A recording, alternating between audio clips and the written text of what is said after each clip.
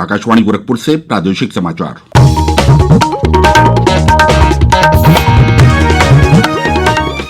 नमस्कार। समाचार बुलेटिन के साथ मैं प्रमोद कुमार सिंह। पहले मुख्य समाचार। मुख्यमंत्री योगी आदित्यनाथ ने कोरोना के नए स्ट्रेन को ध्यान में रखते हुए अतिरिक्त सतर्कता बरतने के दिए निर्देश। केंद्र सरकार और किसान संगठनों के बीच कल हुई छठे दौर की बातचीत। 4 जनवरी को होगी अगली वार्ता। केंद्रीय मंत्रिमंडल ने देश में एथेनॉल बनाने की क्षमता बढ़ाने की संशोधित योजना को दी स्वीकृति। और प्रदेश में पिछले 36 घंटों के दौरान कोरोना के 1043 नए मामले मिले। अब तक 5,62,000 से अधिक लोग हुए स्वस्थ।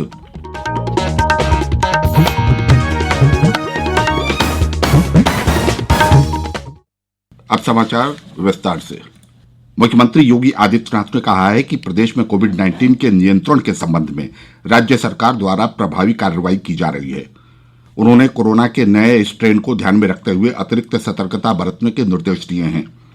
मुख्यमंत्री ने कल लखनऊ में एक उच्च स्तरीय बैठक में अनलॉक व्यवस्था की समीक्षा करते हुए कहा कि प्रदेश सरकार लोगों को कोरोना संक्रमण से बचाने के लिए प्रतिबद्ध है।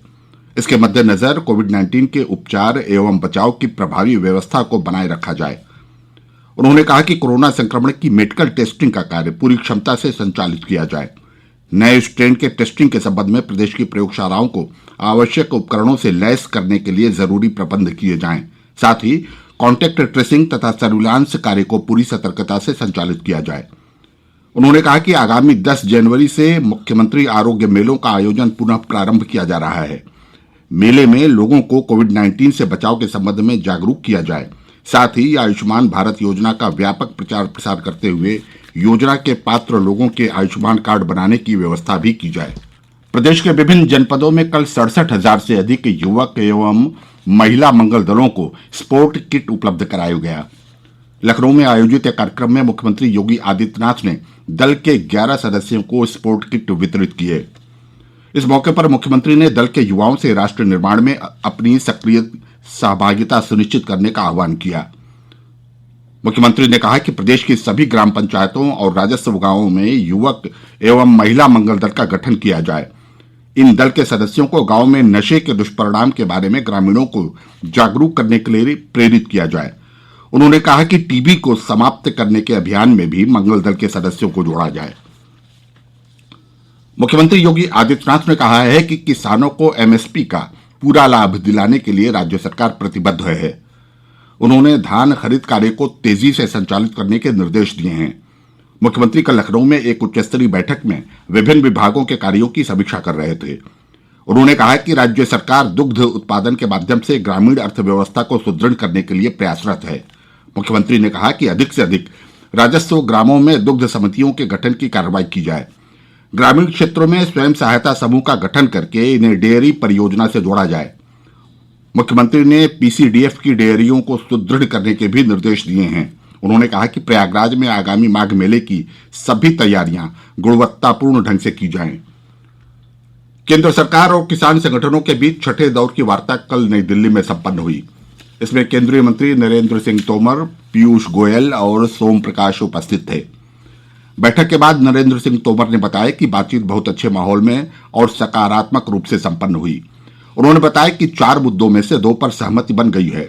श्री तोमर ने बताया कि दिल्ली में कड़ाके की ठंड को देखते हुए उन्होंने किसान नेताओं से अनुरोध किया कि वे बुजुर्गों, महिलाओं और बच्चों को वापस अपने घर भेज दें। उन्होंने बताया कि अगले दौर की बातचीत 4 जनवरी को होगी। श्री तोमर ने यह भी बताया कि अगले दौर की बातचीत में 3 कृषि कानूनों और न्यूनतम समर्थन मूल्य गारंटी पर बातचीत जारी रहेगी। बैठक में किसान यूनियन के नेताओं ने जो 4 विषय चर्चा के लिए रखे थे, उनमें 2 विषयों पर आपसी रजामंदी सरकार और यूनियन के बीच में हो गई है। पहला जो एनवायरमेंट से संबंधित ऑर्डिनेंस है, उसमें फराली और किसान सम्मिलित हैं। उनकी शंका थी कि किसान को इसमें नहीं होना चाहिए और इस मामले में दोनों पक्षों में रजामंदी हो गई है। दूसरा इलेक्ट्रिसिटी एक्ट जो अभी आया नहीं है, किसानों की सिंचाई के लिए जो विद्युत की सब्सिडी दी जाती है वो राज्य जिस प्रकार से पहले से देते रहे हैं वैसी ही चलनी चाहिए, ऐसी यूनियंस की मांग थी। उस मांग पर भी यूनियन और सरकार के बीच में रजामंदी हो गई है। प्रादेशिक समाचार आप आकाशवाणी गोरखपुर से सुन रहे हैं। केंद्रीय मंत्रिमंडल की आर्थिक कार्य समिति ने देश में पहली पीढ़ी 1G एथेनॉल बनाने की क्षमता बढ़ाने के लिए संशोधन योजना को मंजूरी दे दी है। इसके तहत चावल, गेहूं, जौ, मक्का, ज्वार, गन्ना और चुकंदर इत्यादि से एथेनॉल निकाला जाएगा। पेट्रोलियम मंत्री धर्मेंद्र प्रधान ने मंत्रिमंडल की बैठक के बाद ये जानकारी दी। उन्होंने बताया कि एथेनॉल उत्पादक नई डिस्टिलरी को 4,573 करोड़ रुपए की ब्याज सहायता देने को मंजूरी दी गई है। उन्होंने बताया कि भारत को तेल की आवश्यकताओं को पूरा करने के लिए 2030 तक लगभग 1,000 करोड़ लीटर एथेनॉल की जरूरत होगी ताकि आयात पर निर्भरता कम की जा सके। उन्होंने कहा कि भारत की मौजूदा क्षमता 684 करोड़ लीटर तेल उत्पादन की है। देश में एथेनॉल को प्राधान्य दिया जाए, हमारी इंपोर्ट डिपेंडेंसी घटे, किसानों की आमदनी दुगुनी हो, उसमें एथेनॉल एक बड़ी फैक्टर बने। इसीलिए मोदी सरकार ने कंटिन्यूअसली अनेक कदम उठाए हैं। आज उस कड़ी में एक और महत्वपूर्ण कदम उठाया गया है। श्री प्रधान ने बताया कि सरकार परियोजनाओं के प्रस्तावकों द्वारा लिए गए ऋण पर 1 वर्ष की मोहलत सहित 5 वर्ष के लिए ब्याज अनुदान का वहन करेगी। इसका निर्धारण प्रति वर्ष 6% ब्याज दर या बैंक द्वारा लिए गए ब्याज के 50% में से जो भी कम होगा उसके आधार पर किया जाएगा। बंदरगाह, जहाजरानी और जलमार्ग मंत्री मनसुख मांडविया ने बताया कि मंत्रिमंडलीय समिति ने पारादीप बंदरगाह पर पोतों के लिए सार्वजनिक निजी भागीदारी के तहत निर्माण, संचालन और हस्तांतरण के आधार पर पश्चिमी गोदी के विकास सहित विभिन्न बंदरगाह सुविधाओं के विकास की भी स्वीकृति दे दी है। इस परियोजना पर 3,004 करोड़ रुपए की लागत आएगी। इससे कोयला और चूना पत्थर के आयात और इस्पात उत्पादों के निर्यात की आवश्यकताएं पूरी होंगी।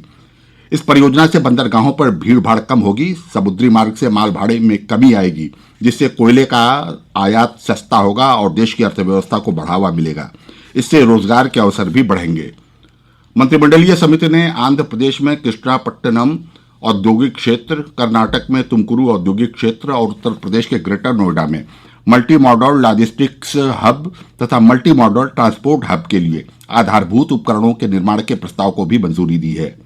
सूचना और प्रसारण मंत्री प्रकाश जावड़ेकर ने बताया कि इस परियोजना से लगभग 3 लाख रोजगार के अवसरों का सृजन होगा। जहां माल ढुलाई होगी उस कॉरिडोर के साथ जहां एक्सप्रेसवेज है, जहां बंदरगाह है, जहां रेलवे की बड़ी सुविधा है और जहां एयरपोर्ट भी है, ऐसे जगह औद्योगिक शहरों का और क्षेत्रों का विकास करने का एक महत्वपूर्ण निर्णय इकोनॉमिक अफेयर्स ने लिया है। तो 7,725 करोड़ के लागत से और जिससे लगभग 3 लाख रोजगार पैदा होंगे, ऐसी योजना को आज मंजूरी मिली है।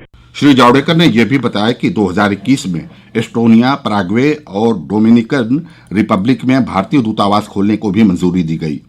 उन्होंने बताया कि इन 3 देशों में भारतीय दूतावास खोलने से इनके साथ भारत के राजनयिक संबंध बढ़ेंगे और द्विपक्षीय व्यापार, निवेश तथा आर्थिक संबंधों को भी बढ़ावा मिलेगा।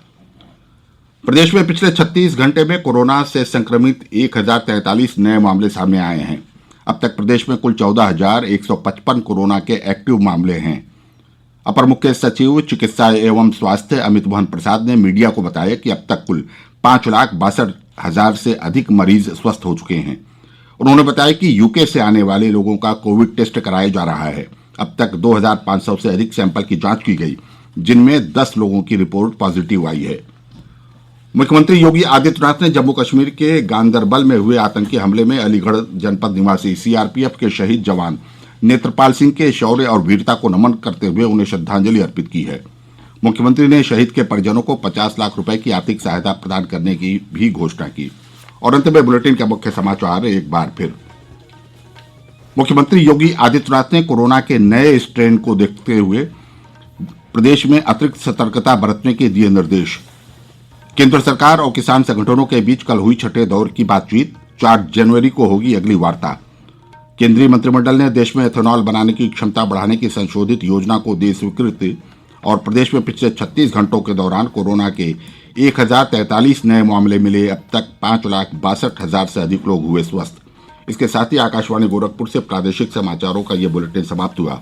नमस्कार।